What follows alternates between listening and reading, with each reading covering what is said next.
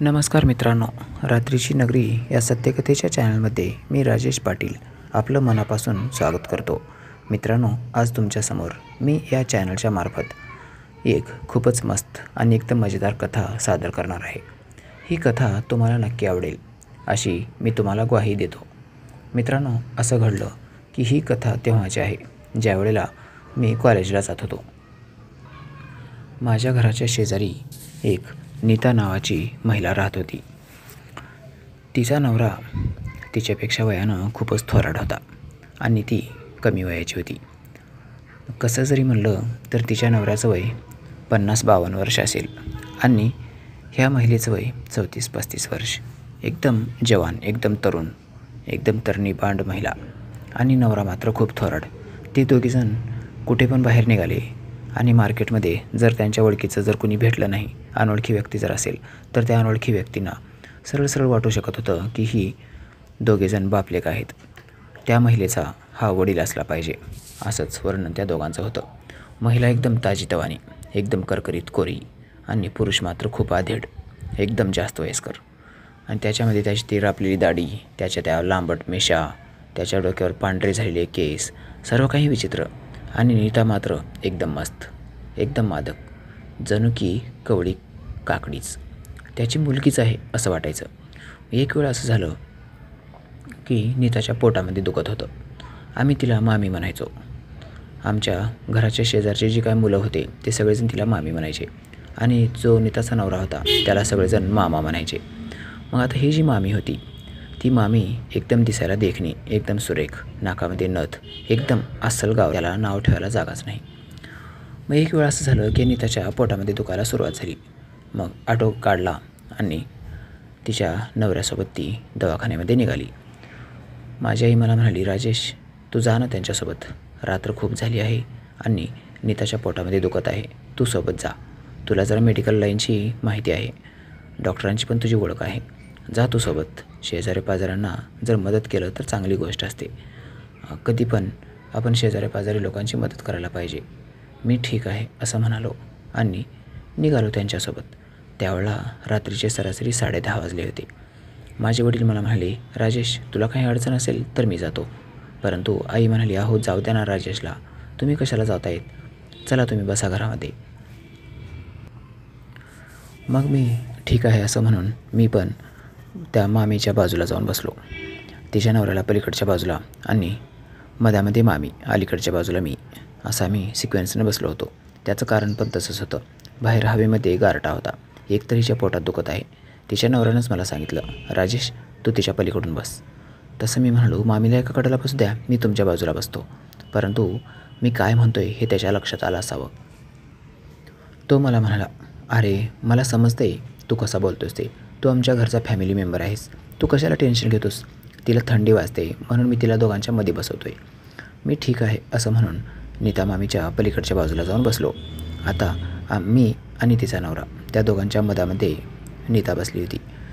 मग तो ऑटोवाला लगेच म्हणाला, ऑटोवाला नवीन होता, तो पण आमच्या गावामध्ये करून खाण्यासाठी आला होता. आता त्याला गावामध्ये कोणाचं काय ओळख पाळख जास्त नसावी आणि असं तर काही विशेष नव्हतं, आमच्या घराच्या जवळचा नव्हता आणि गाव पण खूप मोठं होतं, त्याच्यामुळे तो फिरत आलेला ऑटो आम्ही उभा केला होता. तो ऑटोवाला म्हणाला, काका तुमच्या मुलीला जरा जास्त थंड वाजते असं वाटते, त्याच्यामुळे तिला शॉल वगैरे जर तुम्ही पांघरायला घेतलं असतं तर खूप जमलं असतं. आता मात्र नीताचा नवरा असा भडकला आणि तो म्हणाला, माकडा पुढं बघून रिक्षा चालव, ती माझी मुलगी नाही माझी बायको आहे. त्यानं एकदा पाठीमागं वळून पाहिलं. आईला, असली स्त्री आणि असला नवरा, ही कशी काय जोडी जमली असेल बाबा. हिच्या आईवडिलांनी असल्या ह्याच्या गळ्यात कसं काय बांधलं असेल पोरीला, असं त्याने विचार केला असावा. त्याच्या मनामध्ये जी दुविधा होती ती माझ्या लक्षात आली. परंतु मी त्याला डोळ्याने इशारा केला, चला काका पुढं बघून, आणि तो सुद्धा गप गुमान पुढं बघून रिक्षा दामटू लागला. काही वेळ गेला, रिक्षा तशीच ताणू लागला होता तो. मग अगदी काही वेळातच आता हॉस्पिटल येणार होतं. हॉस्पिटल येण्याच्या अगोदरच नीतानं माझा हात हातात पकडला आणि मला म्हणाली, राजेश खूपच त्रास होतो रे मला. मी म्हणालो, मामी काळजी नका करू, चला आता हॉस्पिटल जवळच आहे आणि डॉक्टर पण माझ्या ओळखीचेच आहेत, होईल तेवढा लवकर मी तुमची ट्रीटमेंट करायला सांगतो, तुम्ही नका काळजी करू. मग नीता म्हणाली, ठीक आहे बाबा चल. मग तिनं माझा हात हातात पकडला होता आता मला वाटत होतं की तिला तिच्या छातीमध्ये खूपच त्रास होत असावा, तिच्या पोटात पण दुखत असावं. असं काहीतरी असल्यामुळंच तिने माझा हात हातात धरला आहे. तिच्या नवऱ्याला पण माझ्याबद्दल काही वाटत नाही. तिने तिच्या नवऱ्याच्या समोर माझा हात बिनधास्त धरला होता आणि अजूनसुद्धा माझा हात तिच्या हातातच होता. मग काही वेळानंतर हॉस्पिटल आलं आणि आम्ही त्या रिक्षातून खाली उतरलो. रिक्षातून खाली उतरल्यानंतर तिच्या नवऱ्यानं रिक्षावाल्याचे पैसे दिले आणि वरून एक मोफत टिपसुद्धा दिली. कोणाच्या घरामध्ये कोणाची बायको आहे, मुलगी आहे, बहीण आहे, भाऊ आहे, तुला काही घेणं देणं नाही. तू फक्त पॅसेंजर ओढायचं काम करत जा. दुसऱ्यांच्या घरात तू लावत जाऊ नकोस. तुला काय करायचं आहे, कोणाची मुलगी का असेना, कोणाची बायको का असेना, तू तुझं काम करत राहा. आणि आज बोललास ते बोललास. आता ह्याच्यानंतर कधी कोणाच्यामध्ये आयडिया देत जाऊ नकोस किंवा कोणाला काही सांगत पण जाऊ नकोस. त्या रिक्षावाल्याला थोडंसारखं वाटलं. मग मीच म्हणालो, मामा जाऊ द्या ना, त्याला काय माहीत आहे, बोलले असतील, जाऊ द्या, त्या सोड, तुम्ही कशाला लक्ष देत आहे त्यांच्याकडं, असं म्हणून मी बाजी मारून घेतली. आता त्यानंसुद्धा जास्त काही बोलले. रिक्षावाला सरळ निघून गेला. मग मी एका बाजूनं आणि नीताचा नवरा एका बाजूनं, आम्ही दोघांनी दोन्ही बाजूनं तिला आधार दिला आणि तिला हॉस्पिटलच्या आवारापर्यंत घेऊन आलो. हॉस्पिटलच्या आवारामध्ये गेल्यानंतर तिथे एक सिक्युरिटी गार्ड होता. त्यानं मला विचारलं, राजेश बाबू काय आहे, काय झाले, कोण आहेत? तसं मी म्हणालो, मामी आहे माझी. मग त्यानं मला विचारलं, काय झाले? मग मी त्याला सांगितलं, ह्यांच्या पोटामध्ये आणि छातीमध्ये पण दुखतं आहे. तो म्हणाला, ठीक आहे ठीक आहे. त्यानं लगेचच मला विचारलं, स्ट्रेचर घेऊन येऊ का? मी म्हणालो, काही आवश्यकता नाही. आणि परत मामीकडे तोंड करून मी म्हणालो, मामी स्ट्रेचर वगैरे आणायचं का खुर्ची वगैरे? ती म्हणाली, मी चालू शकते, एवढं पण पेन होत नाही, करते मी कंट्रोल, काही कंट्रोल एवढं होण्यासारखं आहे, एवढं पण जास्त नाही. मग मी ठीक आहे असं म्हणालो. त्यांना काहीच न बोलता मी गपगुमान तिथून निघालो. आता थोडं पुढं आल्यानंतर हॉस्पिटलच्या रिसेप्शनवर मी जाऊन नाव नोंदवलं आणि त्या रिसेप्शनवर असलेल्या मुलीला सांगितलं, डॉक्टर साहेब आहेत ना? तसं ती म्हणाली, हो आहेत. मग सर्व काही ठीक आहे असं म्हणालो आणि तिला म्हणालो, मी आलो आहे, राजेश आले आहेत असं म्हणून सांगा तुम्ही आत जाऊन. तशी ती म्हणाली, आतला एक पेशंट बाहेर आला की तुम्ही थेट आत जाऊ शकता. मी का तुम्हाला ओळखत नाहीत का? डॉक्टर तुमचे मित्र आहेत ना, मी तुम्हाला बसून जर घेतलं तर परत परेशानी व्हायची. मग त्या रिसेप्शनच्या बाजूला असलेले 2 व्यक्ती उठून माझ्याकडे आले आणि म्हणाले, आम्ही पण नंबर लावला आहे साहेब, तुम्ही डायरेक्ट कसं काय घुसताय? तसं त्या रिसेप्शनवर बसलेली जी मुलगी होती ती लगेच त्यांना म्हणाली, अहो ते डॉक्टरांचे फॅमिली मेंबर आहेत, त्यांचं नाव नंबर असं त्यांना काही नसतं आणि मी जर त्यांना इथं ताटकळत ठेवलं तर डॉक्टर उठून जातील, त्यांच्या घरी जाऊन बघून येतील. मग जमते का 2 घंटे बसायला? जाते एक पेशंट तर जाऊ द्या ना, सिरियस आहे पेशंट. मग त्या व्यक्तीने काहीच बोललं नाही. ठीक आहे असं म्हणून ते व्यक्ती जाऊन दोघे पण जाऊन त्यांच्या जागेवर बसले. काही वेळ गेला. मग मी जाऊन एका खुर्चीवर, माझ्या बाजूला मामी आणि त्यांच्या बाजूला त्यांचा नवरा, असे तिघेजण बसलो होतो. आत गेलं, तिथून थोडा वेळ बसल्यानंतर ते पेशंट बाहेर आलं. पेशंट बाहेर आल्यानंतर आम्ही एंट्री केली. डॉक्टर माझ्या परिचयाचेच होते. त्यांनी विचारलं, अरे राजेश कोण आहेत हे? तसं मी म्हणालो, सर ही माझी मामी आहे आणि हे माझे मामा आहेत. डॉक्टरांनासुद्धा विश्वास बसला नाही. डॉक्टर थोडं हसले आणि मला म्हणाले, यांची मुलगीच आहे काय की, असं मला वाटलं. तसं आता नीताच्या नवऱ्याला थोडा राग आला. तो लगेच मला म्हणाला, राजेश दाखव हिला आणि काय पैसे होतात सांग मला, मी बाहेर बसतो जाऊन. नीताचा नवरा हा थोडासा तापट स्वभावाचा होता. तो चटकन उठला आणि थेट गेला, बाहेर जाऊन बसला. आता बाहेर जाऊन बसल्यानंतर मला समजलं त्याला राग आला आहे. कशाचा राग आला आहे ते पण मला समजलं, परंतु मी तरी काय बोलणार. मग डॉक्टर मला म्हणाले, ह्यांच्या मिस्टरांना राग का आला? आता जे आहे ते बोललो मी, माझं काही चुकलं का? मी म्हणालो, जाऊ द्या सर, तुम्ही नका लक्ष देऊ, कशाला टेन्शन घेत आहे, असू द्या, जे काही आहे ते ठीक आहे. मग ते म्हणाले, यांना त्या वरच्या बेडरूम झोपवावं लागेल, आपल्याला चेक करावं लागेल काय झालं आहे ते. मग नीता मला म्हणाली, राजेश मला थोडा आधार दे ना, मला खूप भीती वाटते. मी म्हणालो, मामी तुम्हाला आधारापेक्षा धीराची जास्त गरज आहे, तुम्ही आत्ताच धीर म्हणलात ना. मग ती हसू लागली आणि लगेच तिने चावटपणाने माझ्याकडे बघत मला म्हणाली, धीर द्यायला तू आहेस आणि आधार पण द्यायला तूच आहेस. मी म्हणालो, तुम्ही आम्हाला कधी संधी दिलीच नाही, आम्ही काय देणार तुम्हाला आधार? आमच्या दोघांचं बोलणं डॉक्टरांच्या समोरच होत होतं. डॉक्टर माझ्याकडे बघितले आणि मला डोळ्यांचा इशारा केला, काय? तसं मी डॉक्टरांना गप राहायची खूण केली. मग डॉक्टरसुद्धा गपचीप बसले. त्यांनी मला जास्त काही प्रश्न विचारले नाहीत. आता नीता त्या बेडवर पडून होती. मग डॉक्टरांनी तिला तलं आणि काही औषधोपचार सांगितले. एक चिठ्ठी लिहून दिली आणि सांगितलं, त्यांच्या मिस्टराजवळ ही चिठ्ठी द्या आणि तुम्ही बाहेर परत या वापस. मी ठीक आहे असं सांगून नीताला तिथंच बसवलं आणि बाहेर निघालो. बाहेर तिचा नवरा रिसेप्शनच्या बाजूला बसला होता. मी जाऊन ती मेडिसिनची चिठ्ठी तिच्या नवऱ्याजवळ दिली आणि त्याला सांगितलं, मामा एवढं औषध घेऊन या. त्यानं माझ्या हातातून ती जरा रागानंच चिठ्ठी घेतली आणि तो मेडिकलकडे निघाला.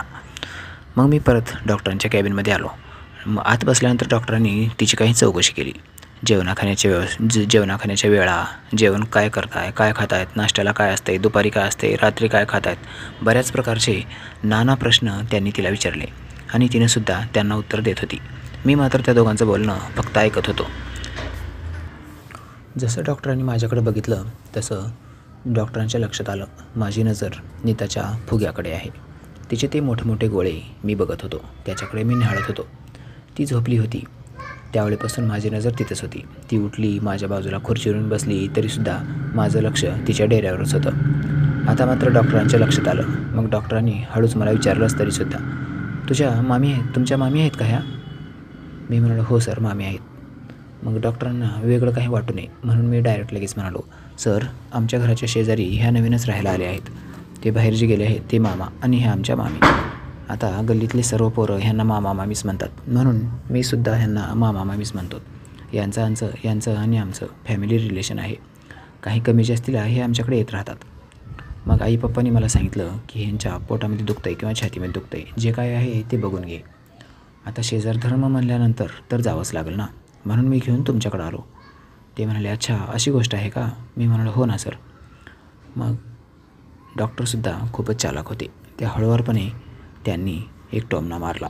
ते लगेच मला म्हणाले, ह्यांना औषधापेक्षा आधाराची खूप गरज आहे. बऱ्याच गोष्टी ह्यांना मिळत नाहीत. आता काहींना ज्या काही गोष्टी मिळत नाहीत त्या गोष्टी ह्यांना कशा मिळता येतील किंवा कशा घेता येतील ह्या तुम्ही ह्यांना समजावून सांगा. मग ती लगेच मला म्हणाली, राजेश, डॉक्टर काय म्हणत आहेत मला काही समजत नाही, तूच समजून घे. मी म्हणालो, ठीक आहे, बोलतो डॉक्टरांना. मग ते मला म्हणाले, ह्यांच्या मिस्टरांना जर सांगितलं तर ते खूपच तापट स्वभावाचे आहेत, त्याच्यामुळं मी तुमच्याकडेच सांगतो. परंतु ह्यांच्यासमोर सांगणं खूप कठीण आहे, मी नाही सांगू शकणार ह्यांच्यासमोर. मग मी म्हणालो, नाही सर, तसं काही नाही, सांगा तुम्हाला काय सांगायचं ते, तुम्ही बिनधास्त बोलू शकता. मग डॉक्टर म्हणाले, तुमच्या पोटामध्ये दुखतं आहे, म्हणजे नेमकं कोणत्या भागामध्ये दुखतं आहे, मला बोट लावून दाखवता का? मग नीताने त्यांना पोट ज्या ठिकाणी दुखते ती जागा दाखवली. बेंबीच्या थोडंसं खालच्या बाजूला तिच्या पोटामध्ये दुखत होतं. डॉक्टर थोडंसं स्मितहास्य केलं आणि ते मला म्हणाले, राजेश, आता ही गोष्टच इतकी सेन्सिटिव्ह आहे, कसं सांगू मला समजत नाही, कारण ही गोष्ट ह्यांच्या नवऱ्याला सांगायला पाहिजे, परंतु मला मात्र तुमच्यासोबत ही गोष्ट शेअर करावी लागते. काय करू, सांगू की नको? तशी नीता म्हणाली, अहो सर, तुम्हाला जे काही सांगायचं आहे ते राजेशकडे सांगा आणि संकोच बाळगू नका. माझ्या नवऱ्याला जर तुम्ही काही बोलायला गेलात तर तो बिचकेल, तुमच्या अंगावर येईल किंवा माझ्या अंगावर येईल. त्याच्यामुळे हाच माझा नवरा आहे असं समजून तुम्ही राजेशला जे काही सांगायचं आहे ते बिनधास्तपणे सांगू शकता.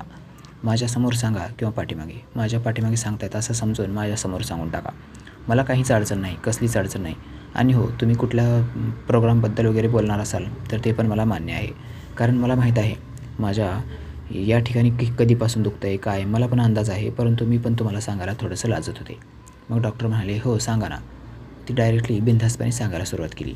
डॉक्टरमध्येच म्हणाली, डॉक्टरांपासून काहीच लपवायचं नसतं, त्याच्यामुळं हे दुखणं कधीपासून चालू झालं आहे हे सांगा, म्हणजे मला औषधोपचार व्यवस्थितपणे करता येईल. आता काय बोलावं मला काही समजत नव्हतं, तरीसुद्धा मी एकदम शांत बसून त्यांचं ऐकू लागलो. मग मामी लगेच डॉक्टरांना म्हणाली, मी रात्री चित्रपट बघत होते, ते चित्रपट बघितल्यापासून रात्रभर मला त्रास होत होता. त्याच्यानंतर दुपारी पण तसंच झालं. दुपारी 1:30 वाजता माझ्या मोबाईलवर माझ्या मैत्रिणीने एक व्हिडिओ क्लिप पाठवली होती. ती व्हिडिओ क्लिप तशा प्रकारची होती. मग डॉक्टर लगेच म्हणाले, कशा प्रकारची? ती माझ्याकडे बघत लगेच मला म्हणाली, राजेश, तूच समजाव ना आता, कशा प्रकारची क्लिप असते? तशा प्रकारची म्हणल्यानंतर तुम्ही समजून घ्यायला पाहिजे. मग मी म्हणालो, डॉक्टर साहेब, मी सांगतो तुम्हाला कशी होती ती, पुढचं ऐकून घ्या त्यांचं काय म्हणतात ते. मग मी मामीला म्हणालो, मामी तुम्ही सांगा. मग ती लगेच म्हणाली, तशी व्हिडिओ क्लिप पाहिल्यापासून माझ्या शरीरामध्ये हालचाल सुरू झाली होती. काय करावं आणि काय नाही एकदम मी बेचैन झाले होते. मला काही समजतच नव्हतं. तेव्हापासूनच हे दुखणं वाढलं. मग डॉक्टर म्हणाले, तुमच्यामध्ये काय घडलं आहे हे मला समजलं आहे, परंतु तुम्ही जी अपेक्षा केली ती तुमची अपेक्षा पूर्ण झाली नसल्यामुळे हे सर्व काही होते. तुमची अपेक्षा पूर्ण करून घ्या, हे दुखणं आपोआप कमी होऊन जाईल.